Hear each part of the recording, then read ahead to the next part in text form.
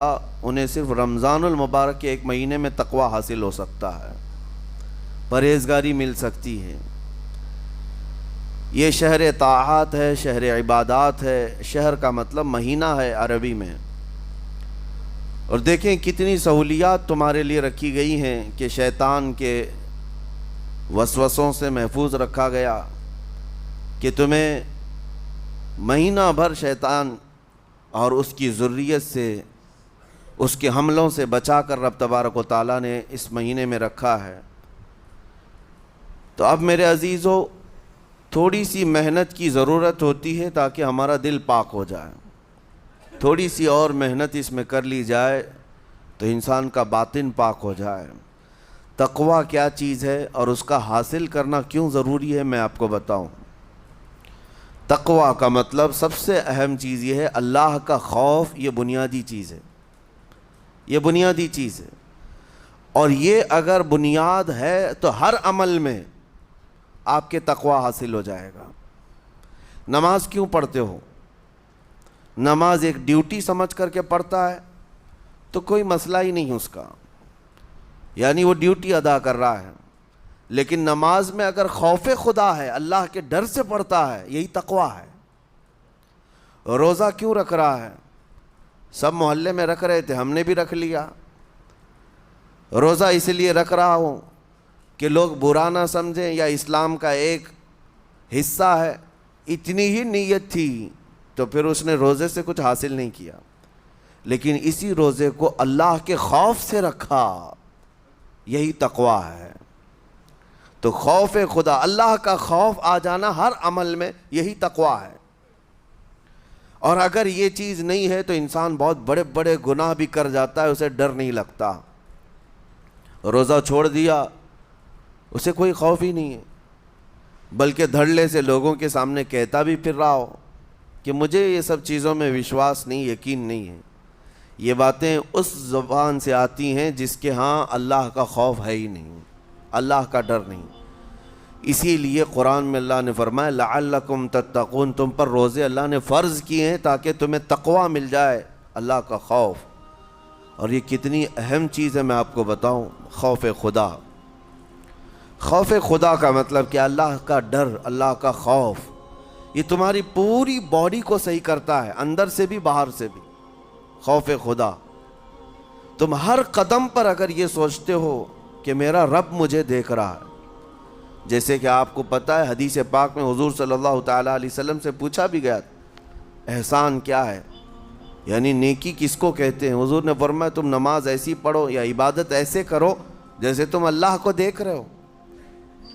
اور اگر یہ نہیں ہو سکتا تم سے تو اتنا احساس تو رہے کہ اللہ تمہیں دیکھ رہا ہے۔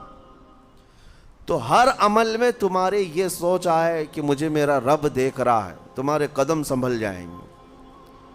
آج آپ مسجد میں بیٹھے ہیں، ادب سے بیٹھے ہیں، حالانکہ ایک آدھے گھنٹے کے بعد جسم کو پھیلنے کی حاجت ہونے لگتی ہے، تھوڑا پیر پھیلا لوں، پیٹھ کو ٹیک دے دوں، نہیں کرتے آپ، اس لیے کہ آپ کو احساس ہے کہ امام صاحب دیکھ رہے ہیں، مفتی صاحب دیکھ رہے ہیں، یا پھر مجمع میں لوگ دیکھ رہے ہیں۔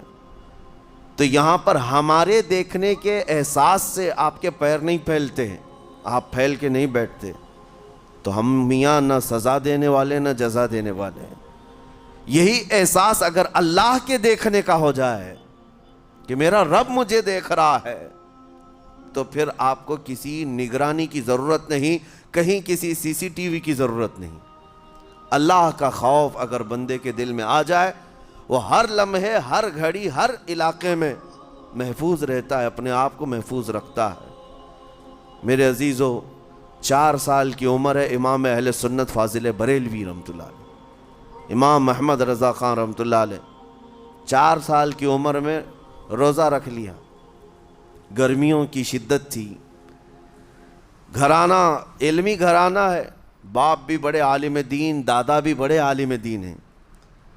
4 سال کی عمر میں روزہ تو رکھ لیا، اور جب تھوڑی دوپہر ڈھل گئی، اچھوں کی حالت دھوپ کے دنوں میں خراب ہونے لگتی ہے، تو شام ہونے کو قریب تھی کہ ایک کمرے کے اندر دادا محترم نے پوتے کو بند کر دیا اور کچھ پھل فروٹ ساری چیزیں اندر رکھ کر کے دروازہ باہر سے بند کر لیا. کہا بیٹا کھا لینا، میں کسی کو بتاؤں گا نہیں، کسی کو نہیں بولوں گا. 4 سال کی عمر ہے، تمہارا روزہ بھی رہے گا، کھا کر کے تھوڑا پیٹ ہلکا کر لینا. تو یہ دروازہ بند کر کے دادا محترم چلے گئے. کافی دیر کے بعد دروازہ کھلا تو وہ پھل فروٹ ویسے کے ویسے ہیں، بچہ ویسے ہی بیٹھا ہوا ہے. امام احمد رضا رحمۃ اللہ تعالیٰ علیہ، 4 سال کی عمر کی بات کر رہا ہوں. دادا نے آ کر پوچھا بیٹا کھائے نہیں؟ دروازہ بند کر لیا تھا. تو 4 سال کی عمر میں مولانا امام احمد رضا کہنے لگے کھا تو لیتا لیکن ہر گھڑی میرا مولا تو دیکھ رہا ہے، جس کے لیے روزہ رکھا وہ تو دیکھ رہا ہے. یہ ہے تقویٰ، یہ ہے خوف خدا، کہ اگر یہ کسی کے دل میں بیٹھ جائے، اسے لوگوں کو دکھانے کی یا لوگوں کے اسے دیکھنے کی کوئی ضرورت ہی نہیں. میرے عزیزو، تقویٰ حاصل کرنے کا یہ اتنا بہترین راستہ ہے، اتنا بہترین راستہ ہے. آپ روزہ ہیں، کس کو پتہ ہے؟ میں روزہ ہوں، کس کو پتہ ہے؟ یہ راز ہے میرے اور اللہ کے درمیان. آپ روزہ ہیں، یہ راز ہے آپ کے اور اللہ کے درمیان. بہت سارے موقع آپ کے پاس ہیں دن بھر میں، فجر سے لے کر عصر تک کئی مرتبہ وضو میں جانا پڑتا ہے. باضابطہ آپ کلی کر رہے ہیں، آدھا نگل جاتے، کس کو خبر ہے؟ یا کہیں چھپ کر کے کوئی ہلکی سی چیز چبا لیتے، کس کو خبر ہے؟ اس لیے کہ یہ اندرونی معاملہ ہے، راز ہے. آپ کھا رہے ہیں پی رہے ہیں یا نہیں کھا رہے ہیں نہیں پی رہے ہیں، یہ کوئی دوسرا نہیں کہہ سکتا. آپ کے اور آپ کے اللہ کے درمیان یہ راز ہے. اور آپ بچے ہوئے ہیں، حلق سوکھا ہے شام کے وقت اور پیٹ بھی پیٹ سے لگنے آ جاتی ہے. کام کرنے والے جانتے ہیں کہ شام ہوتے ہی روزے کا اثر کس قدر ظاہر ہوتا ہے. کام کرنے والوں کو زیادہ اثر پڑتا ہے، اے سی میں سونے والوں کو روزہ کہاں پتہ چلتا ہے. لیکن اس وقت بھی وہ نہ پانی کا ایک قطرہ حلق میں ڈالنا چاہتا ہے، نہ کوئی چیز چھپ کر کے چبانا چاہتا ہے. مجھے بتاؤ میرے عزیزو، کیوں اپنے آپ پر یہ تکلیف اور اپنے آپ پر یہ زیادتی کر رہے ہو؟ آپ کو اندازہ ہوتا ہے یہ میں زیادتی نہیں کر رہا، نہ ہی اپنے آپ کو تکلیف میں ڈال رہا ہوں، یہ میرے رب کی رضا ہے، میں اسی پر قائم ہوں. السلام علیکم ناظرین.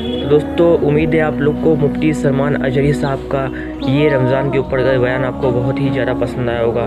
تو آپ سے امید ہے کہ ہمارے اس چینل دین اور دنیا کو ضرور سے سبسکرائب کریں، تاکہ آپ کو آنے والی اور بھی انفارمیٹیو اپڈیٹس اور جو بھی اس پرکار کی ویڈیو ہم آپ کے لیے لاتے رہیں. انشاءاللہ ملتے ہیں کسی اور ویڈیو میں کسی اور ٹاپک کے ساتھ. تب تک کے لیے خدا حافظ.